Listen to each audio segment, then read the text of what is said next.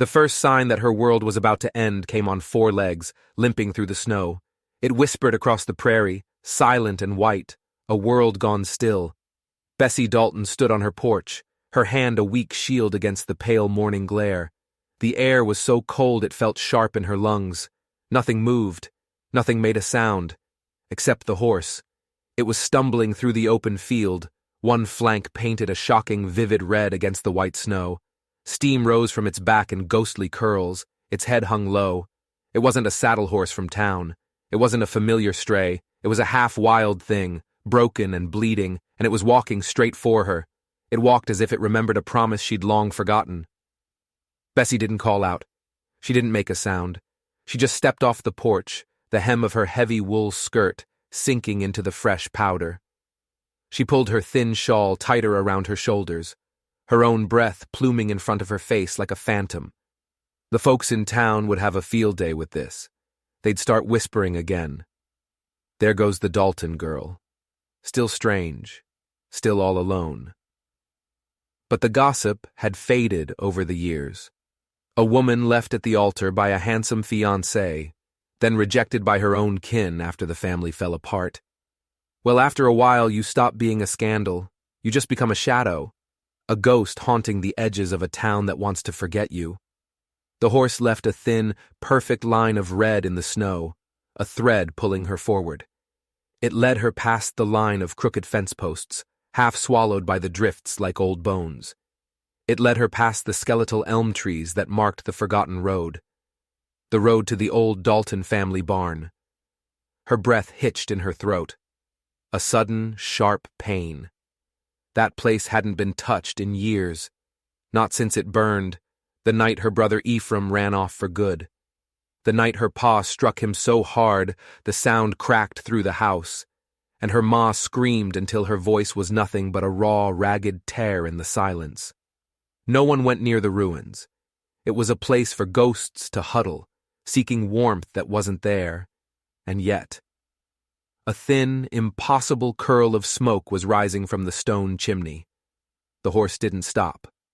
It nudged the huge warped barn door with its nose, and with a final shuddering groan, staggered inside. Bessie stood at the threshold, a statue of ice and fear. Snow clung to her long braid and frosted her eyelashes.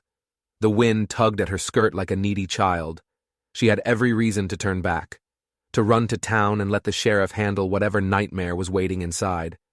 But this was Dalton land, and the Dalton ghosts were hers to face alone. She pushed the door open. Warmth hit her first, a thick, cloying blanket of it. The sharp metallic scent of blood hit her second. He was lying near the hearth, a giant of a man, half covered by a filthy old horse blanket. His limbs were sprawled, slack with an exhaustion so deep it looked like death. He was bare to the waist, his chest and arms a road map of drying blood and mud. His face was turned away from her, his hair the color of sun-bleached prairie wheat, tangled and matted around one broad shoulder. The sight of him stole the air from her lungs, but her voice, when it came, was soft, steady. You'll freeze to death like that. The man stirred. A low groan rumbled in his chest. He turned his head slowly, painfully toward the sound of her voice.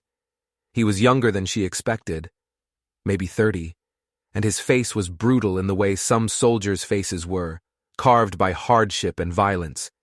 His left shoulder was a ruin of torn flesh, a crude bandage slipping loose, soaked through with red.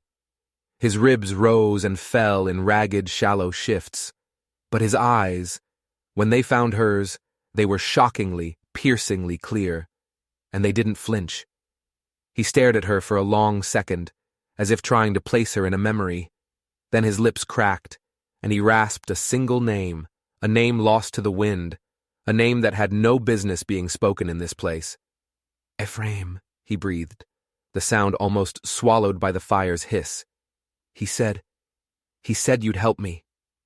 Bessie felt the floor tilt beneath her feet. Ephraim, her brother. The brother who had vanished into the wilderness years ago. The brother everyone said was dead. She dropped to her knees beside the stranger. Her fingers, numb with cold, found the edge of the bloody rag on his shoulder. She peeled it back, gentle as a prayer. The wound was deep, jagged. "Ephraim's dead," she said, her voice flat, devoid of the grief that had hollowed her out for 5 long years. 5 years come spring. She paused, her gaze locking with his. "What do you mean he sent you?" The man's eyes fluttered closed. A tremor ran through his massive frame.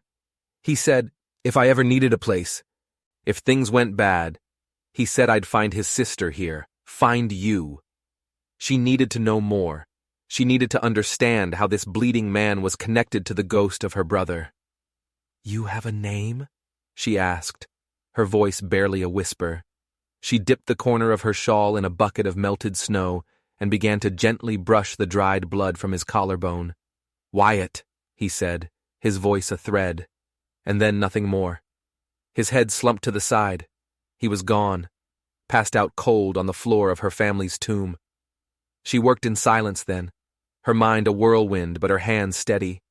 She pulled her own heavy cloak from her shoulders and tucked it around his shivering body. She stirred the dying embers in the hearth back to life, her hands trembling now that the initial shock had passed. In the back of a rotted-out cupboard, she found what she was looking for, a half-bottle of corn liquor, left behind from her father's time. It would have to do for cleaning the wound. Then came the stitches. Her ma had taught her the old ways, the practical magic of the prairie. Sew clean, bind tight, and let the body decide. It wasn't about beauty, her mother used to say. It was about steadiness. Her stitches were crooked, ugly things, but they were firm. They would hold. Outside, the whisper of snow had turned into a roar. The wind howled, and the world outside the barn doors vanished into a swirling vortex of white. She was trapped now, trapped with him. Bessie made a rough bed of straw for herself on the far side of the barn.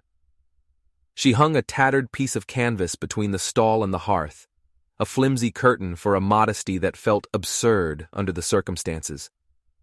Through the long, dark hours, she ladled water from the snow pot over his cracked lips, and when the wind shrieked like a banshee, she found herself humming old, half-forgotten songs, part hymn, part childhood lullaby. Sleep wouldn't come. She sat by the fire, her arms wrapped around her knees, just staring at the huge, still shape behind the canvas. A man her brother had trusted, a stranger who had bled his way to her doorstep, dragging Ephraim's name behind him like a broken wing. Who was he? And what kind of trouble was so terrible that it led him here, to the one place on earth everyone else had abandoned? At the first hint of dawn, a pale gray light filtering through the slats in the roof, she woke with a start. It was the sound of leather boots shifting on straw. He was standing, barely. One hand was braced on the wall for support, his whole body trembling with the effort. Her cloak was still draped over his shoulders. "You should have let me die," he murmured, his voice a raw rasp. "Would have saved you a world of trouble." She rose slowly, smoothly, so as not to spook him, like dealing with a wounded animal. "I don't make it a habit of letting folks bleed out on my family's floor."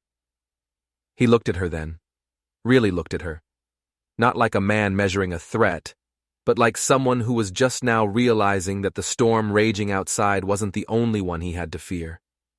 He saw the isolation in her eyes, the stubborn set of her jaw. "Folks in town will talk," he said, his voice low. "They'll shun you for keeping me here." Bessie tilted her head, a flicker of something, amusement, defiance, in her gaze. "They already do, so I suppose I'm right at home." He stared at her for a long moment, a look of stunned disbelief on his face. He was trying to figure her out. What kind of woman finds a bleeding, half-dead stranger in her abandoned barn, sews his skin back together, and doesn't ask a single question about the sins he's hiding? "Why did you really come here?" she asked, her voice soft but direct. He looked away from her, toward the dancing flames in the hearth. His profile was hard, angled, a face made for trouble.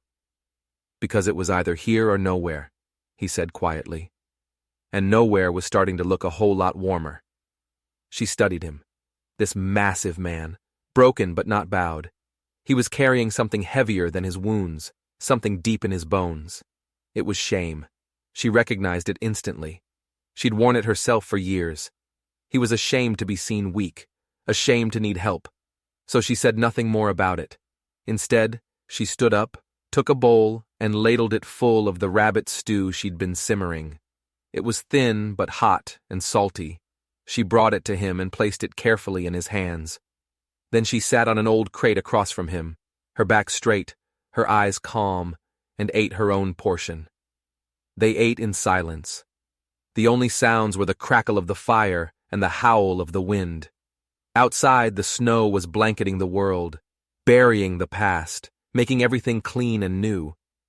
And inside the ruined Dalton barn, something unnamed began to settle between them. It wasn't warmth, not yet. It wasn't trust. But it was the quiet, fragile beginning of it, and for the first time in a very, very long time, the barn felt less like a tomb and more like a home. The fire hissed as a piece of wet wood finally caught, casting flickering golden light across the battered walls. Dawn filtered through the high slats in long, dusty ribbons, softening the cold, but not quite chasing it away. Bessie rose from her corner, her fingers stiff and red, her apron dusted with ash. She moved with a quiet purpose, ever mindful of her guest.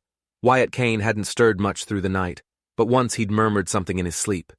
2 words. Wolves. And then a name. Wren. The name meant nothing to her, but her brother's name, Ephraim, that had settled like a cold, heavy stone in her gut. It hadn't been spoken aloud in this barn in 5 winters, not by anyone but her, in her loneliest moments.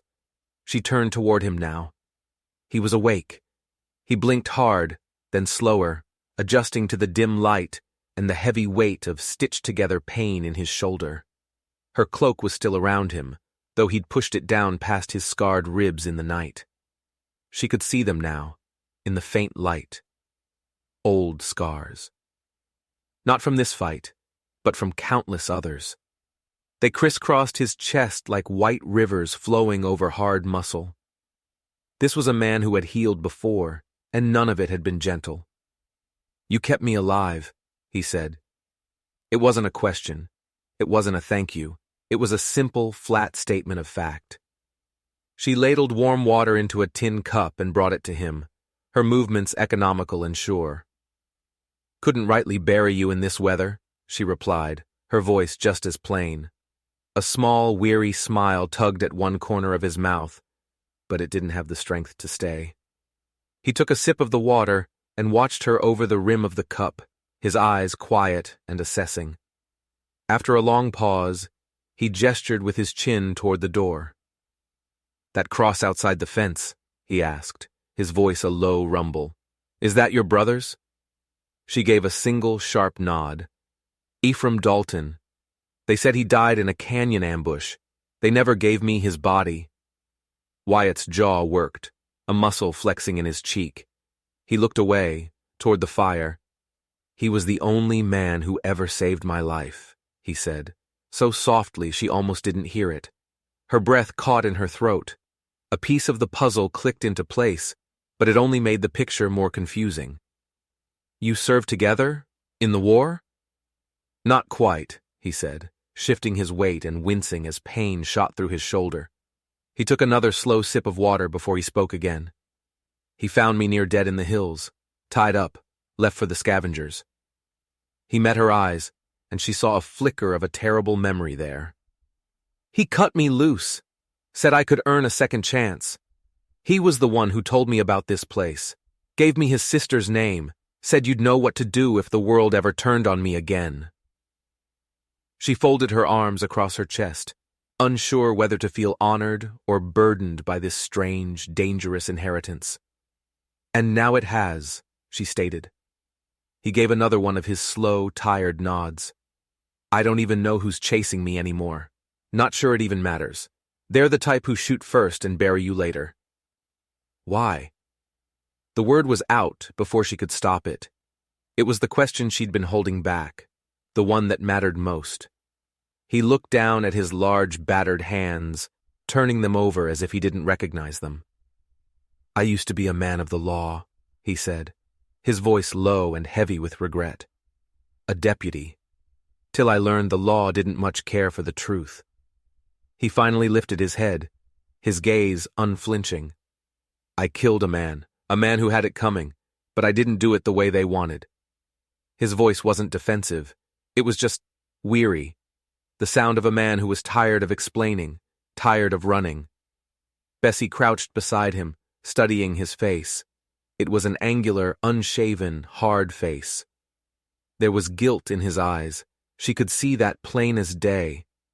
But there was something else there, too. Something steadier. The look of a man who had carried too much, for too long, without ever asking for help to lighten the load. "You're safe for now," she said, her voice softer than she intended. "This old barn has seen worse."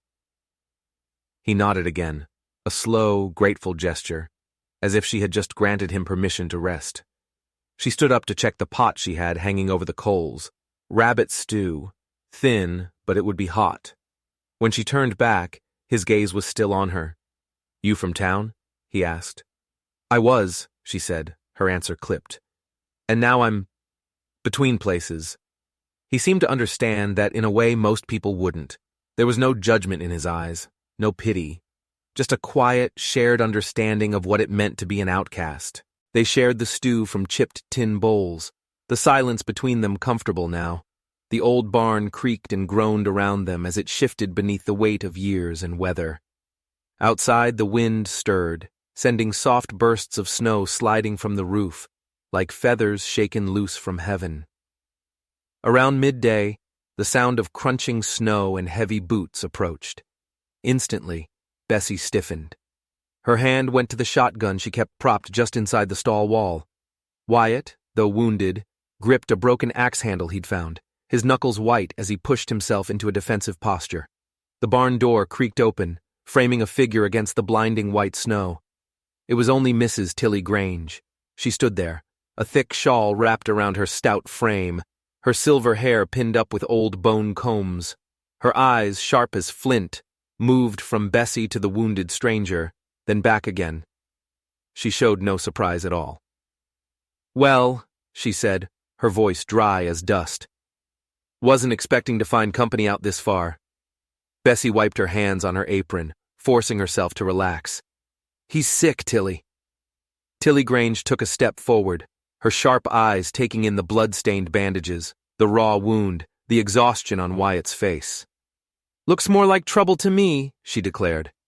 Wyatt said nothing. He just met the old woman's gaze, his own expression hard and unreadable. He didn't challenge her, but he didn't back down either. The old woman sniffed the air. "Rabbit stew. You still know how to make do with nothing, Bessie girl." She paused, her eyes narrowing. "What brings you out here, Tilly?" Bessie asked.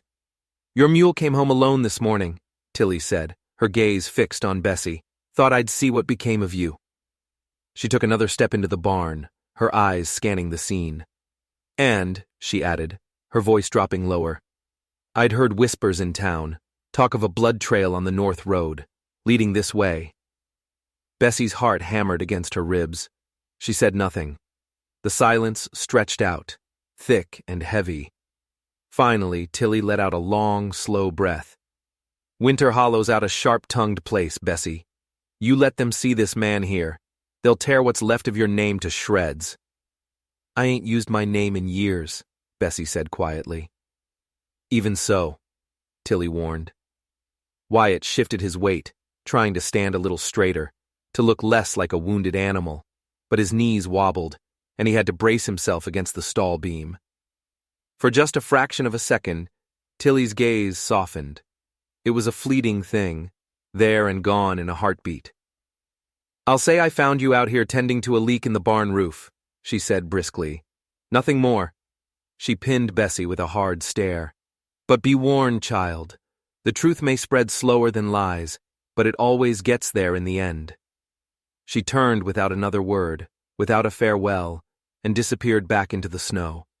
Wyatt sank back against the beam, the axe handle clattering to the floor. "I should leave," he muttered. His head bowed. Before your name gets dragged through ash. Bessie walked over and sat on the crate across from him again. Her eyes were calm, but there was an unrelenting fire in them. I've been dragged through worse than ash, she said. It didn't kill me then. It won't kill me now. He looked away, unable to meet her gaze. You don't owe me anything, Bessie. I know, she said simply. He rubbed his face with a scarred hand, a gesture of profound weariness. My father used to say that some people like me, we don't belong anywhere. A long silence filled the barn. Then Bessie spoke, her voice so quiet it was almost part of the wind. My father said the same thing about me. The silence that followed wasn't empty.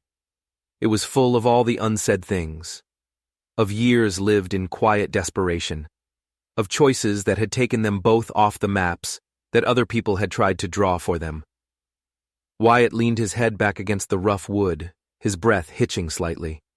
If I could move faster, he said, his voice thick with frustration, I'd be gone by morning. She didn't answer. Instead, she reached for the needle and thread she'd used before.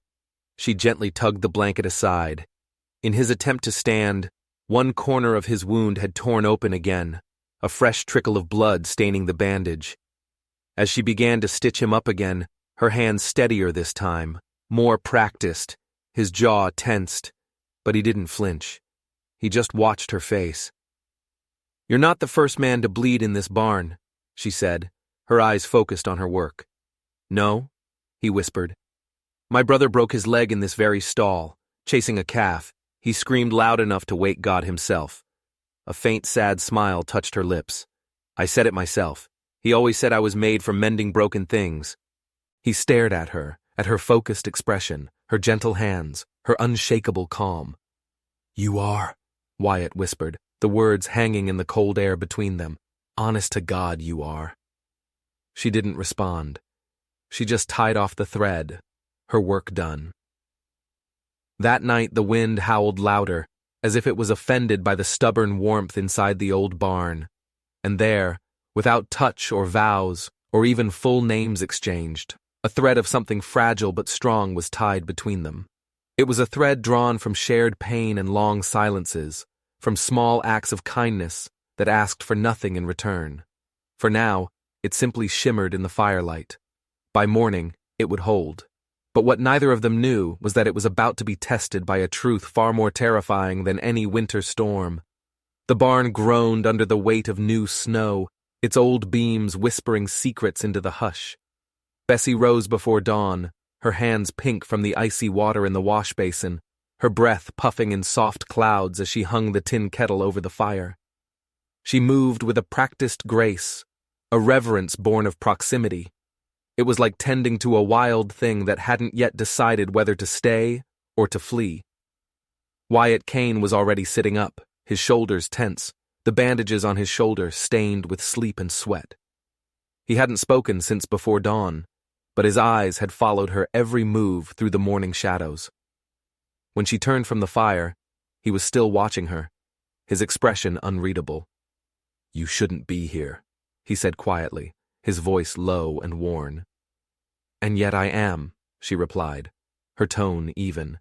He looked away, his jaw tight. Then you shouldn't be keeping me. Bessie paused, letting the kettle settle onto the hot coals before she answered. I'm not keeping you, Wyatt. You're just not standing on your own 2 feet yet. He rubbed a hand over his face, sighing through his fingers. It was a sound of deep, bone-weary frustration. I've done things, Bessie. Things that weren't noble, things that weren't just. I tried to walk a straight path, and still the dirt clings to me. She didn't flinch. She had lived in a house full of shame. She knew it wore many faces. A drunk father, a runaway brother, a vanished fiancé. A life judged from behind lace curtains and clean windows. Then wash it off, she said plainly. You're not the only soul in this world carrying stains. A quiet huff of air escaped him. It might have been a laugh. It was the first sound of its kind she had heard from him, and it warmed the cold barn more than the fire ever could. Later, As the snow outside softened into a steady, hypnotic hush, he made his way to the stall wall, limping heavily but determined. He braced himself against a post and slowly, painfully, began to stretch his legs. She watched him, but she didn't offer to help. She didn't turn away either. There was a dignity in the trying, and she wouldn't take that from him. His jaw was clenched tight against the ache, but he didn't stop until he was standing tall again, shirtless still, his broad back taut, the scarred shoulder an angry red beneath her careful stitching. "You don't ask why I was hunted," he said, his back still to her. "I figure when a man's ready to speak his truth, he'll speak it," she answered, stirring the stew. He nodded once, a sharp, quick movement. He turned to face her. "You remind me of someone." Her hands stilled. "Your mother?" she guessed, a hint of irony in her voice. "My guilt," he said, and the word landed like a stone in the quiet barn. She stilled completely, her spoon frozen in the pot. He met her gaze, and there was a raw honesty in his eyes that was almost painful to look at. "There was a girl once, younger than you. I let her down, thought I was saving her by walking away, thought distance could fix a thing that closeness never could." Bessie went back to stirring the pot, the rhythmic scrape of the spoon against the iron, a comforting sound in the sudden tension. "You still reckon that's true?" He didn't answer. He didn't have to. At midday, the storm broke just long enough to reveal a visitor. It was Sheriff Holt Boone.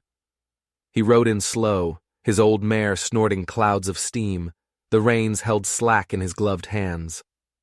Bessie stepped out of the barn first, her cloak wrapped tight around her, her chin held high. This was her land, her trouble. Boone tipped his hat, his eyes sharp and shrewd beneath a silvered brow. "Heard rumors," he said, his voice a low drawl that carried easily in the cold air. "Figured I'd come see for myself." "And what is it you see, Sheriff?" she asked, her voice steady. The sheriff's gaze moved past her, into the dim interior of the barn. Wyatt was standing just behind her now, his arms crossed over his massive chest, his chin lifted in a silent challenge. Boone's eyes narrowed. He stared at Wyatt for a long, silent moment. The air crackled. This was it, the moment everything would come crashing down. Then the sheriff spoke, and his words were not at all what Bessie had expected. "I know that man," Boone said, his voice flat. Bessie's heart sank. Of course he did. A wanted man. A killer. "I know," Bessie began, ready to defend him, ready to lie. "I also know what'll happen if the town—" "No," the sheriff interrupted, his eyes still locked on Wyatt. He took a slow breath, his gaze moving from Wyatt's face to Bessie's, and then back again. "What I mean is, I know that face, and I know the name he's supposed to answer to." He paused, letting the weight of his next words settle in the frigid air. "And it sure as hell ain't Wyatt Kane." The world seemed to stop. The wind died down. The snow held its breath. Bessie stared at the sheriff, then at the man standing behind her. The man she had stitched up, the man she had fed, the man she had shared this fragile silence with. If he wasn't Wyatt Kane, then who was he? What other lies had he told her? Sheriff Boone dismounted slowly, his joints creaking in the cold. He walked toward the barn, his eyes never leaving the stranger's face. "His name is Jacob Vance," the sheriff said, his voice low and certain. "He was a deputy over in Clayton County, a good one too, until about 6 months ago." Bessie felt a cold dread creep up her spine, a dread that had nothing to do with the winter air. Jacob Vance. The name was unfamiliar, but the sheriff wasn't finished. "He's wanted," Boone continued, stopping just a few feet from them. "Wanted for the murder of a man named Silas Croft." Bessie's blood turned to ice. The world didn't just tilt. It shattered into a million frozen pieces. Silas Croft. The name echoed in the deepest, most wounded corners of her memory. Silas Croft. The handsome, charming man from out of state who had courted her, promised her a new life, a world away from the dust and disappointment of her small town. The man who had bought her a ring. The man who had left her standing alone at the church, a public spectacle of humiliation and heartbreak. Her fiancé. The man she had saved, the man whose wounds she had tended, the man whose presence had begun to fill the lonely spaces in her life, was the man who had killed the man she was supposed to marry. She turned slowly, mechanically to face him, to face Jacob Vance. His face was a mask of agony. The hard-won calm was gone, replaced by a raw, devastating pain. He saw the recognition, the horror, the utter betrayal dawning in her eyes. "Bessie," he started, his voice a ragged plea. She couldn't breathe. The air was too thick, too full of lies. She took a step back, away from him, her hand flying to her mouth. The stew she had eaten churned in her stomach. "You," she whispered, the word a poisoned dart. "You killed him." He didn't deny it. He couldn't. His silence was a confession. "Bessie, it's not what you think," he said, taking a step toward her. "Silas, he wasn't the man you believed he was." "Get away from me," she hissed, stumbling back another step, her hand reaching for the solid, reassuring wood of the barn wall. "You have to let me explain," he begged, his voice cracking. "Explain what?" she cried, her voice finally breaking, full of all the fury and grief she had bottled up for years. "Explain how you murdered the man I loved, the man who was going to give me a life, and then you crawl here to my home and you lie to me? You let me touch you? You let me care for you?" The injustice of it was a physical blow. She felt dizzy, sick. The fragile trust they had built, the quiet understanding, it was all a lie. A cruel, twisted joke played on the loneliest woman in the world. Sheriff Boone watched the scene unfold, his expression grim. "The Croft family has a long reach, son," he said quietly to Jacob. "They've got money, they've got influence. They painted you as a mad dog killer. There's a bounty on your head big enough to make a man forget his conscience." "I don't have a conscience," Bessie spat, her eyes burning with unshed tears. "Not for him." She pointed a trembling finger at Jacob. "He's a murderer, and he's in my barn." Jacob looked utterly broken. He had run from the world, only to land in the one place where his past could gut him so completely. He saw the hatred in her eyes, the revulsion, and he knew he deserved it. He turned to the sheriff. "I'll go with you, Boone. Just get me away from here." "No," Bessie said, her voice suddenly sharp and cold. Both men looked at her, stunned. "You're not taking him anywhere," she said, her gaze locking with the sheriff's. A new, terrifying thought was beginning to form in her mind, pushing through the fog of her pain and anger. It was a question, a terrible, necessary question. She turned her burning gaze back to Jacob. "You're not leaving," she said, her voice low and dangerous. "Not until you tell me everything."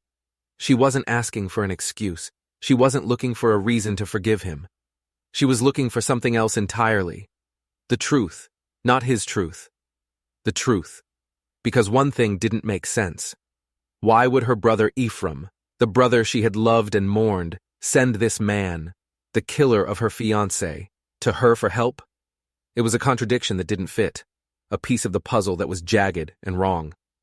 "You're going to stand right there," she commanded, her voice ringing with an authority she didn't know she possessed.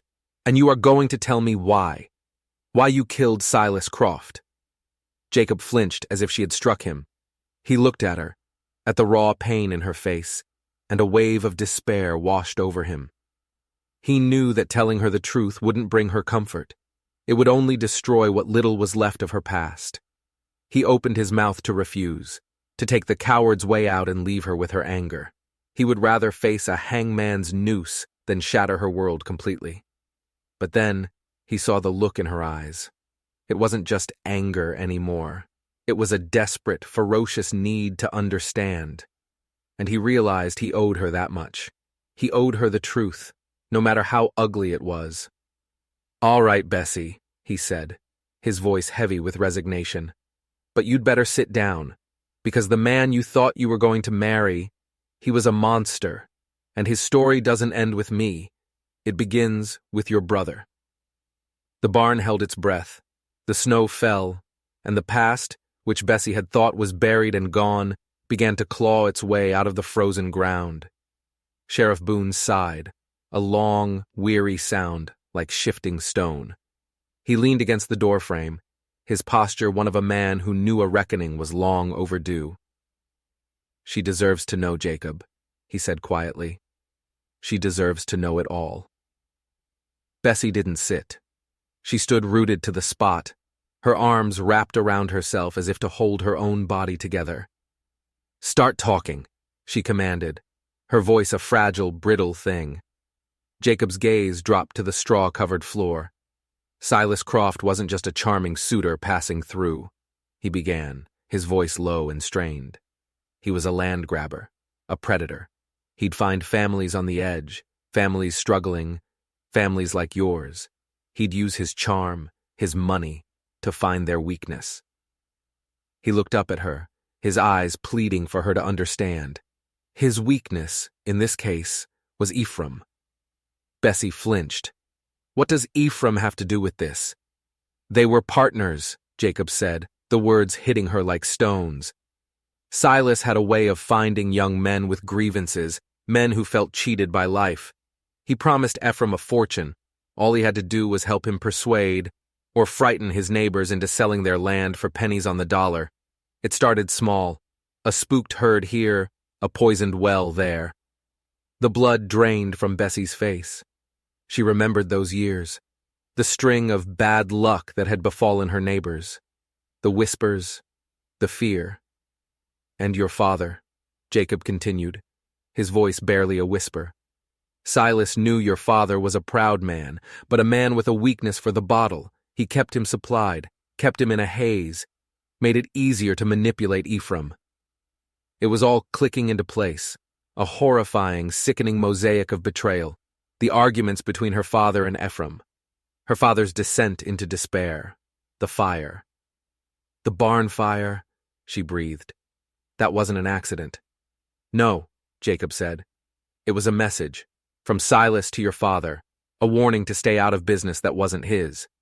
But Ephraim finally saw Silas for what he was. He saw the ruin he was helping to create. He wanted out. He told Silas he was going to expose him, to tell everyone what he'd done." Jacob paused, gathering himself. The next part was the hardest. "That canyon ambush they told you about. It was no ambush, Bessie. It was an execution.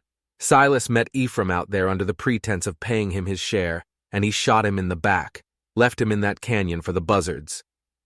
A strangled sob escaped Bessie's lips. The official story, the story that had defined her grief for 5 years, was a lie. Her brother hadn't died in a random act of violence. He had been murdered by the man she was supposed to marry. How do you know this?" she whispered. "Because I was the deputy assigned to the case," he said, his voice now cold and hard, the voice of the lawman he used to be. "It was supposed to be an open and shut case, a drifter, a robbery gone wrong. But things didn't add up. Ephraim's horse was gone, but his money belt was still full. The tracks were wrong. So I started digging." He took a step closer, his intensity filling the space between them. "I found a ranch hand who Silas had paid to keep quiet. He confessed everything. But before I could get a warrant, before I could bring him in, Silas found out. He and his men came for me. They're the ones who tied me up and left me for dead in the hills. They thought the wolves would finish the job." Now she understood. The story he'd told her before. It was the truth, just not the whole truth. "But they didn't count on one thing," Jacob said, a flicker of something like reverence in his eyes. "They didn't count on your brother. See, Silas hadn't killed him, not outright. Ephraim was tougher than he thought. He was wounded, dying, but he managed to crawl away from that canyon. He was the one who found me. He used his last bit of strength to cut my ropes." Jacob's voice cracked with emotion. "He was dying, Bessie, in my arms. He made me promise I'd make it right. And he told me if I ever needed a safe place, his sister, the one who could mend anything, would be here. He gave me your name." So it was true. Ephraim had sent him, not as a fugitive, but as an instrument of justice, of vengeance. I survived, Jacob continued, his voice regaining its hard edge. I tracked Silas down. It wasn't about the law anymore. It was about a promise I made to a dying man. I confronted him. He drew on me. I was faster. He finally looked her straight in the eye. I killed him, Bessie, and I would do it again. The entire foundation of her life had crumbled to dust in the space of 10 minutes. The fiancé she had mourned was a monster who had murdered her brother. The town's pity had been for a woman jilted by a killer. The shame she had carried for years was for a man who deserved to die. Her isolation, her loneliness, it was all built on a mountain of lies. She looked at Jacob Vance. He was no longer a stranger. He was no longer Wyatt Kane, the fugitive. He was the man who had avenged her brother, the man who had kept a promise. He wasn't a murderer. He was the justice her family had never received. The hatred in her heart didn't just vanish. It was burned away by a truth so hot and bright, it was blinding. Suddenly, a new sound cut through the heavy silence. The frantic pounding of horses' hooves coming fast. A rider burst over the crest of the hill, a young man barely more than a boy, riding his horse so hard it was covered in foam. He slid to a stop near the barn, his eyes wide with panic. "Jacob!" he yelled, his voice thin and reedy. "It's Wren." Jacob stiffened, his head snapping toward the boy. Wren, the name he'd muttered in his sleep. "What is it, son?" Jacob called out. "It's the Crofts," the boy panted, pointing back the way he came. "They're coming. Not bounty hunters this time. It's Silas's brothers, all 4 of them. They rode into town asking questions, waving money around. They know you're here. They said they're coming to burn the last of the Dalton legacy to the ground and finish what Silas started." The momentary peace shattered. The truth had set her free, but it had also brought the devil to her door. Jacob looked at Bessie, his face grim. "I have to leave, now. I'll lead them away from here." "No," Bessie said, her voice clear and strong. She stepped forward, past him, toward the barn door. She looked out at the vast, empty prairie, the blank canvas where her future was about to be written in blood and fire. She had been a ghost for too long, a shadow haunting a ruin. But the ruin wasn't a tomb anymore. It was a fortress, and she was no longer alone. "You're not running anymore, Jacob," she said, turning to face him. Her eyes were clear, fierce, and full of a terrifying resolve. "This is Dalton land. My brother died for it. My father died for it." She took a deep breath. "They want a fire? Then we'll let them see what a real fire looks like." Sheriff Boone pushed himself off the doorframe, a slow, grim smile spreading across his face. "The Croft boys think their money buys the law," he said, checking the load in his rifle. "It's about time someone taught them that some things ain't for sale." He looked from Bessie's defiant face to Jacob's stunned expression. "But they're right about one thing," the sheriff said. "They're coming for a fugitive, an outsider. And legally, they've got a right to do it on private land if the owner allows it." He paused, his eyes twinkling with a sudden, audacious idea. "But they've got no right to harass a citizen, a landowner, or his family." Bessie and Jacob just stared at him, confused. The sheriff grinned. "What I'm saying is, a fugitive has no rights here, but a husband does." He looked at Bessie. "Bessie Dalton, as a married woman, this land is yours and your husband's. No one, not even the Crofts, can set foot on it without your permission." The idea was insane. It was madness. It was perfect. It wasn't about love. It wasn't about romance. It was about something far more primal. It was about survival. It was a defiant act of law against lawlessness, a shield forged in the fire of their shared, brutal truth. Bessie looked at Jacob, the man who had carried her brother's last wish, the man who wore the scars of his loyalty. She saw not a stranger, but an ally, a partner. "Get Tilly Grange," she said to the boy. "Wren, tell her to bring her Bible." She turned her gaze to Sheriff Boone. "And you, Sheriff, I reckon we'll need a witness." Jacob stared at her, his heart hammering against his ribs. This woman, this impossible, unbreakable woman. She was offering him more than just a sanctuary. She was offering him a name, a home, a place to make his stand. "Bessie," he whispered, his voice thick with an emotion he couldn't name. "Are you sure?" She walked right up to him, close enough to see the flecks of gold in his tired eyes. "I've never been more sure of anything in my life," she said. "We're going to bury the past, Jacob. All of it, right here, right now. And then we're going to defend the future." Outside, the wind picked up, howling a prelude to the coming battle. But inside the barn, beneath the weight of old memories and new promises, two broken souls prepared to forge themselves into something new. Something that would not bend, something that would not break, something that would hold. Snow fell in soft, fat waves, a silent white curtain descending on the prairie. It coated the trees in lace and curled along the crooked fence line, hushing the world, as if in reverence for what was about to happen. Inside the barn, Bessie stood before the small, cracked piece of mirror she had nailed to a post years ago. Her fingers, steady and sure, threaded her long braid. They didn't shake, even though the whole world felt like it was trembling on the edge of a knife. She wore a simple dress of undyed wool, but around her waist was a faint green sash, a splash of color she hadn't worn since her mother's funeral. She had washed it by hand in the freezing creek the night before, scrubbing out years of dust with a fierce, newfound purpose. Behind her, Jacob watched. He didn't speak. He just leaned against the stall, his arms folded across his broad chest. He was freshly shaven, the hard lines of his jaw clean and sharp. He wore the shirt she had mended, one of Ephraim's old ones, the sleeves rolled up to his powerful forearms. His hair, usually a tangled mess, was tied back neatly with a leather strap. The exhaustion was still etched on his face, but something else was there now, too. Something like awe, something like reverence. "You sure about this?" he finally asked, his voice quiet as the falling snow outside. She met his eyes in the mirror's reflection. "I've never been more sure of anything that made no sense to anyone else," she said. A slow breath escaped his lips. "It won't be easy, Bessie."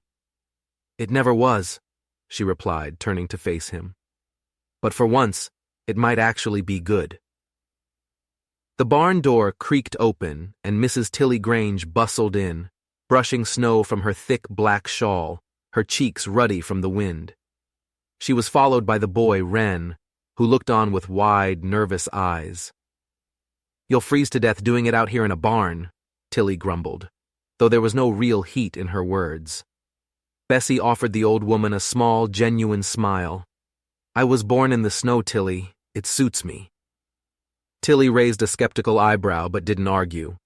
She reached into her apron pocket and pulled out a small, plain silver ring. She rubbed it clean on the edge of her sleeve and held it out. "It was my mother's," she said gruffly. "Ain't worth much in coin, but it held through 40 years, 3 children, and a drought. Might just hold through whatever you two are headed into." Bessie took the ring, her fingers gently closing around the cool metal. Her throat tightened. "Thank you, Tilly." Just then, the wind shifted, and through the softly falling snow, another figure emerged. Sheriff Holt Boone, his coat flapping, his rifle held loosely in one hand. He didn't come with ceremony. He just nodded once at Jacob, once at Bessie. "You still mean to do this?" he asked, his voice a low rumble. "Yes, sir," Bessie said, her voice clear and strong. "Then let's get it done," Boone said, "before we get uninvited company."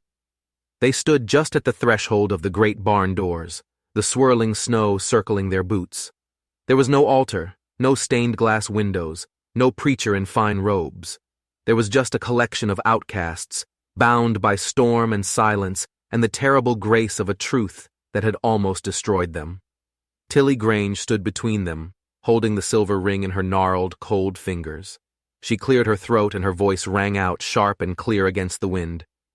"Bessie Dalton," she said, her eyes fixed on Bessie's, Do you take this man, Jacob Vance, this bleeding, hunted, scarred, and strange man, to be yours, not in some fine town church, but right here, in the snow, with the whole world against you?" "I do," Bessie said, and her voice did not tremble. Tilly turned to Jacob. "And do you, Jacob Vance, take this woman, this plain and proud, stubborn and steady woman, to be yours? Not as a refuge from your past, but as your home and your future?" "I do," Jacob said, his gaze locked on Bessie's, a powerful, unspoken vow passing between them. Tilly took Bessie's cold hand and slid the silver ring onto her finger. It was a perfect fit. Jacob reached out and took both of her hands in his. His were warm and strong. "Then by the wind and the fire," Tilly murmured, her voice thick with emotion, "and by all the names whispered between you, I declare you married. Now kiss your bride, son, before we all freeze." Jacob didn't hesitate. He leaned in and kissed her. It wasn't a soft, gentle kiss. It was a kiss of desperation and hope, of gratitude and fierce loyalty. It was the kiss of a drowning man finding shore, and Bessie kissed him back, pouring all of her loneliness, all of her defiance, all of her strength into that one single moment. A sudden sharp shout rose in the distance, tearing the sacred silence. They broke apart, turning as one. 4 dark shapes had crested the far hill, moving slowly, deliberately, through the snow. 4 men on horseback, dark coats flapping, rifles held ready. The Croft brothers had arrived. Jacob stepped forward instantly, placing himself in front of Bessie. Sheriff Boone raised his rifle, the click of the hammer cocking echoing loudly in the quiet air. "Steady," he said under his breath. The men rode closer, their faces hard and cruel, twisted with arrogance and hate. The one in the lead, a big man with a fiery red scarf, sneered at them. "We're here for the killer, Boone. Hand him over and we'll be on our way."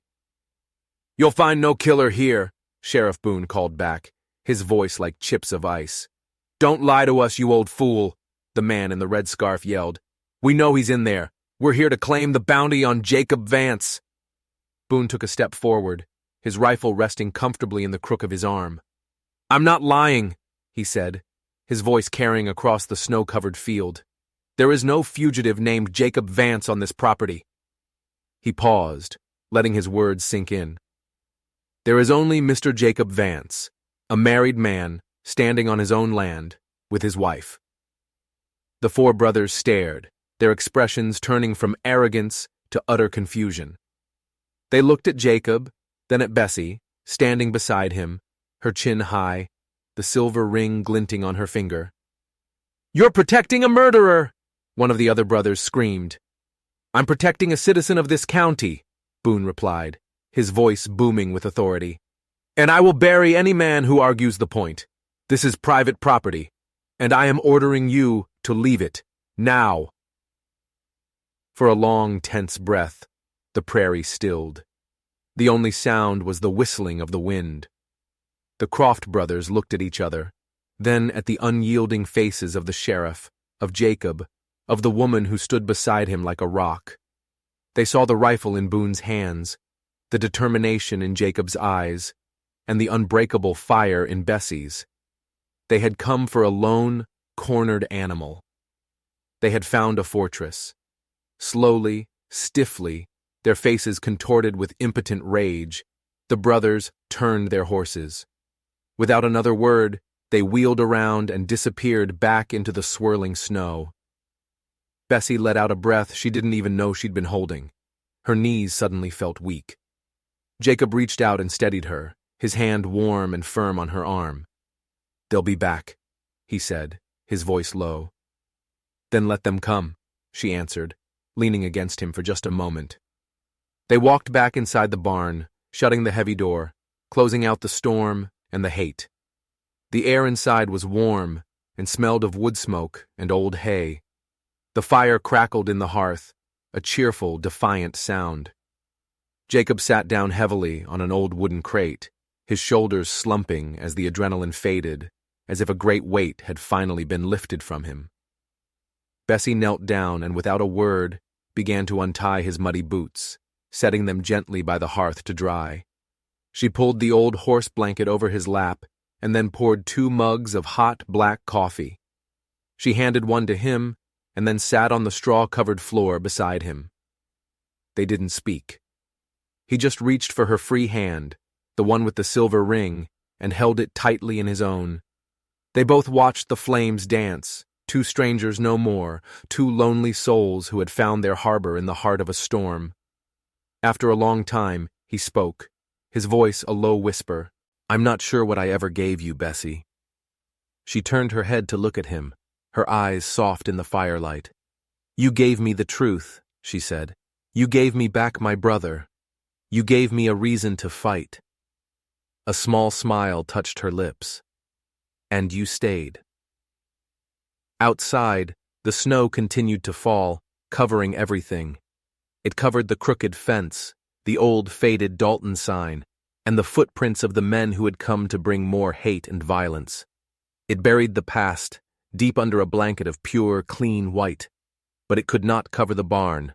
It could not bury the 2 people inside. Because when the world finally goes quiet, and all the storms have passed, the only things left standing are the things that were strong enough to hold through the howl. A fire in a hearth. A hand in a hand. A vow spoken not with fanfare, but with a quiet, stubborn stillness. And sometimes, that's all love ever needs. Sometimes, that's all home ever was. If you were moved by Bessie and Jacob's story of survival and redemption, and you want to hear more tales of the strange, the dark, and the mysterious, don't forget to hit that subscribe button and ring the notification bell. You never know what secrets are waiting to be uncovered in the most unexpected places.